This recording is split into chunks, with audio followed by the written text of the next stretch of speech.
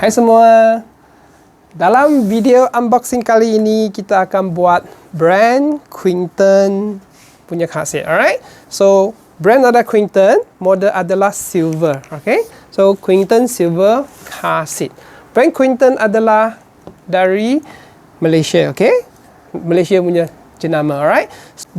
Model ini adalah dari newborn sampai ke 36 kg, 0 to 36 kg. Okay, dalam box ini, tengok dia punya box, nampak macam lebih kecil untuk car seat, tapi kita akan buka dan tengok nanti macam mana. Okay, secara purata dah sekarang dekat pasaran dia ada dua warna. Salah satu ialah grey, lepas tu warna merah. Okay, so dalam kotak ini kita ada warna grey yang kamu boleh tengok nanti. Alright, so sekarang kita akan buat unboxing.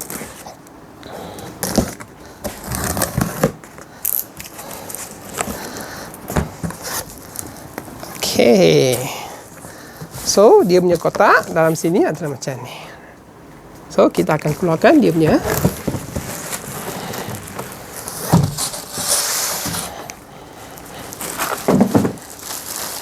okay.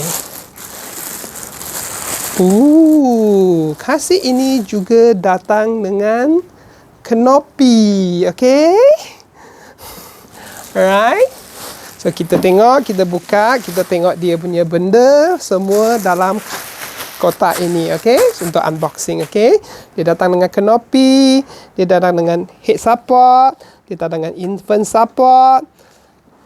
Okay. Cuma dia tak ada cup holder, right? So untuk car seat ini, right? So dia boleh dari newborn sampai 36 kg.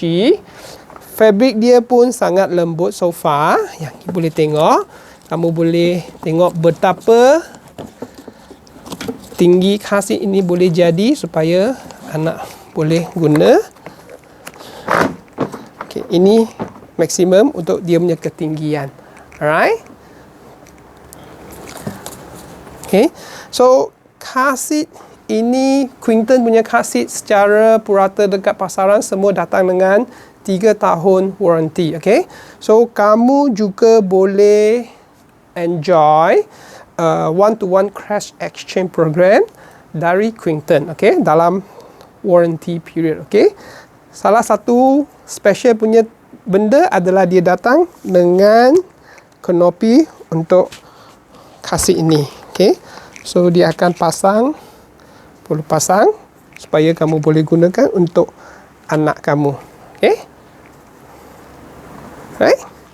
So, okay, jangan lupa like and subscribe video kami untuk lebih video unboxing. Okay.